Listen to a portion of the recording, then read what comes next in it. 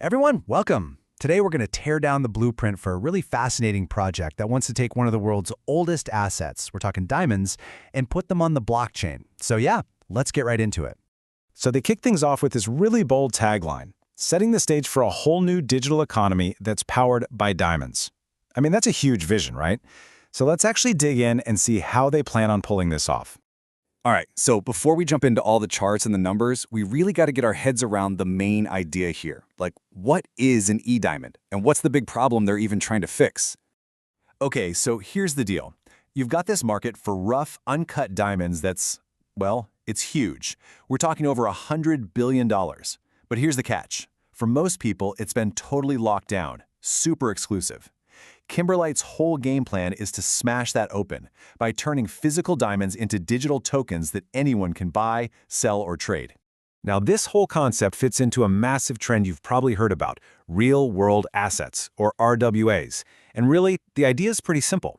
You take something you can actually touch in the real world, like a diamond, and you create a digital certificate for it on the blockchain. It basically just makes it way easier to manage, to trade, and even to chop up into smaller pieces. And when you do this, it actually unlocks some really cool benefits for anyone holding these tokens. You don't have to fork out the cash for a whole diamond. You can own a tiny fraction of one, what they call an e-carat. Think of it like owning a single, tiny digital pixel of some famous masterpiece. This opens up the market 24/7, which means way more liquidity. And on top of that, holders get a cut, an 11.5% share of the profits, all managed by smart contracts that have been audited. All right, so now that we get the big idea, let's see how this all translates into the actual token economy. First up, let's look at the total supply and, where all these tokens are supposed to go.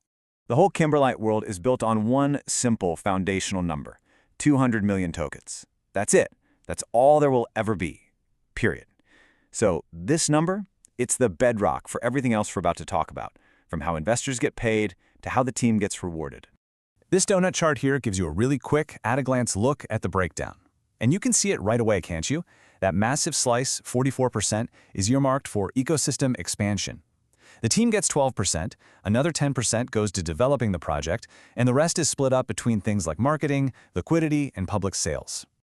So let's zoom in on that huge 44% chunk for a second. You can basically think of this as the project's war chest for growth. It's a big pool of tokens that's just set aside to fuel future partnerships, bring in new investors, and just generally make sure the project has the juice it needs to grow over the long haul. Okay, now what about that 12% for the team? I mean, 12% is pretty standard, but the really important detail here isn't the number itself. It's when the team can actually get their hands on these tokens. And that brings us to a super critical topic. Okay, this is where things can get a little bit tricky. But honestly, it's probably the most important part of understanding any new project's tokenomics. We're going to break down who gets tokens, and more importantly, when they can actually sell them. And to get that, you need to know two key terms, vesting and cliffs. Vesting is super simple. It just means tokens are handed out slowly over time, not all at once in a big dump. And a cliff? That's just an initial waiting period, right at the start, where nobody gets anything. The whole point of this is to stop early birds from tanking the price on day one and to make sure everyone is in it for the long run. So let's look at a real-world example here, the schedule for their earliest investors. Launch day happens, the TGE, and boom, they get zero. Nothing. They have to wait a full month, that's the cliff, and only then do their tokens start to unlock, 20% each month for the next 4 months. Okay, so now let's compare that to the next group of investors. The folks in seed round 2 paid a higher price, 15 cents instead of 10. So what did they get for paying more? Well, they get 10% of their tokens unlocked right away on launch day. It's that classic trade-off, right? The earliest guys get the best price, but they have to wait longer to cash out. The next guys pay a bit more, but they get a little taste of liquidity right from day one. But what about the team's tokens? Now, this is a huge signal. Check this out. Their tokens are locked up for 5 full years after launch. 5 years! And even after that long wait, they unlock gradually over another full year. In a space where projects can disappear in a flash, a lockup this long is making a pretty powerful statement. It's designed to show that the people building this are in it for the long haul. All right, we're almost there. Let's get to the final piece of this whole puzzle, the launch itself. We're going to look at the hard numbers that define what this thing looks like when it hits the market on day one. So we've thrown this term around a bunch. Let's just make sure we're all on the same page. TGE stands for Token Generation Event, and it's exactly what it sounds like. It's the Big Bang. The moment the token is born, goes live, and becomes available for everyone to trade. So this table here really boils it all down to the most important launch day numbers. The token is going to list at 22 cents. And out of that huge 200 million total supply, only 1.2 million will actually be circulating on day one. That gives us an initial market cap of just $264,000. But compare that to the fully diluted valuation of a whopping 44 million. Okay, and getting the difference between these two numbers, IMC and FDV, is absolutely critical. Think of it like an iceberg. The initial market cap, that's just the tip of the iceberg you can see right now. It's the value of only the tokens that are actually out there on launch day.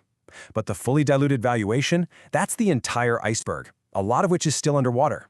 It's the potential value of all 200 million tokens were out in the wild today. So we've looked at the big idea, the supply, those release schedules, the launch numbers. What does it all mean when you put it together? What's the big picture? Well, the story all this data tells is really one of structure and thinking about the long term. You've got this huge market they're going after, a token supply that's totally fixed and predictable, these really carefully planned release schedules to manage supply, and a team that's locked in for a very, very long time. It's a very clear economic blueprint. And all this leaves us with one last big question to chew on. I mean, this is just one project, but as we see more and more real-world stuff, art, real estate, and yeah, even diamonds get put on the blockchain where you can trade tiny pieces of them 24/7, how does that change what we think value even is? Definitely something to think about. Thanks for tuning in.